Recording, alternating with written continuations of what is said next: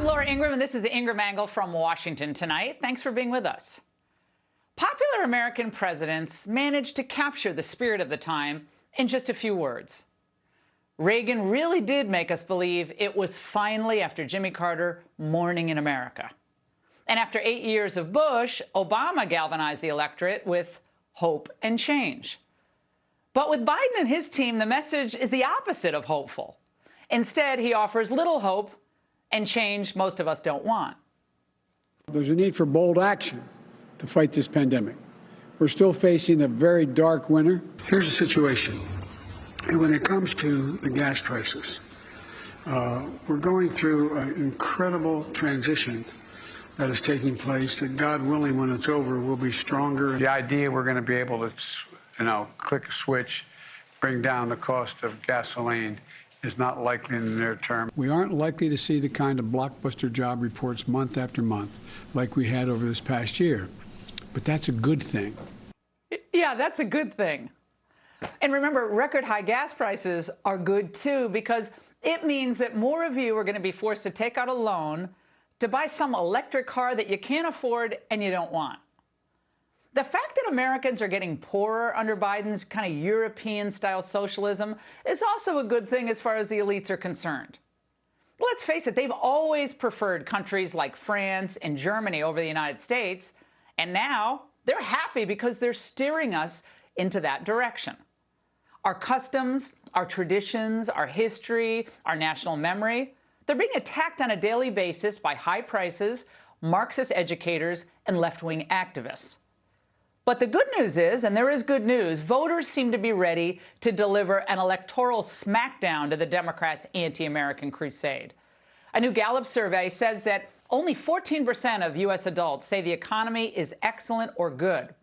A staggering 46% say it's poor, and 39% say it's only fair. That's negative 32 on the confidence index. Even worse, 77% say the economy is getting worse. No improvement at all from March and April. So what's the Democrats' answer for this? What do they plan to deliver for the overwhelming majority of Americans who've soured on the future? We came critically close to losing this democracy. Who was calling, who was texting, who was emailing during those 187 minutes to see whether or not that information will let us know if people were part of the problem. We know that this crime started at the very top when Donald Trump propagated the big lie, aimed a mob at the Capitol, and then had others lie and cover up for him. Yes, that is all they have for the American people. January 6th, white supremacy, a run on the Second Amendment, hints at court packing even, and endless hype by their friends in the press for a big primetime extravaganza that begins next week. The January 6th committee is closing in on next week's blockbuster public hearings, the first of the year. Congressman Jamie Raskin has said that these hearings are going to blow the roof off the Capitol. It's official. The January 6th public hearings begin in prime time 1 week from tonight. Can the committee's growing evidence convince Americans that a coup was attempted? It's finally here, and we're still in suspense, Chris. Suspense. This is all a show to them. And like any good production, they all must play their parts. And what is their role? Distraction and demonization.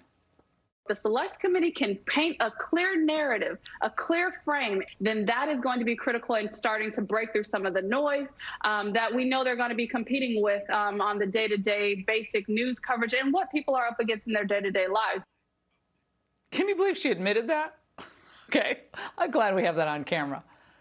So what are people up against in their day-to-day lives, as she said?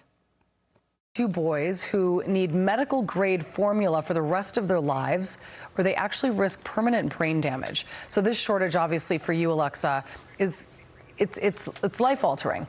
You have 2 weeks of formula left, I understand. What are you going to do in 2 weeks if there isn't a supply? If he doesn't drink his bottles and get all of his formula, then we're in trouble. The director of Olive Nutritica, who makes the actual formula, has called me and said it's not even there. She can't get it. It's nowhere. It's nowhere to be found. So it's not done being made yet.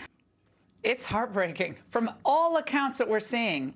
And new shipments of formula are still weeks, not days, but weeks away. Now, as we said for now over a year, they have no hope left to offer. Biden and his team adamantly refuse to change course because they like the course we're on.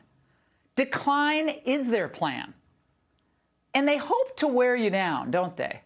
So you give up on the promise of America and accept that failure is inevitable. But this won't work. It didn't work when Jimmy Carter tried it, and it won't work with Biden and his clown show staff. America is still the land of possibilities, and we're not going to surrender to their worldview, which is permanent pessimism and self-loathing. Hey, Sean Hannity here. Hey, click here to subscribe to Fox News YouTube page and catch our hottest interviews and most compelling analysis. You will not get it anywhere else.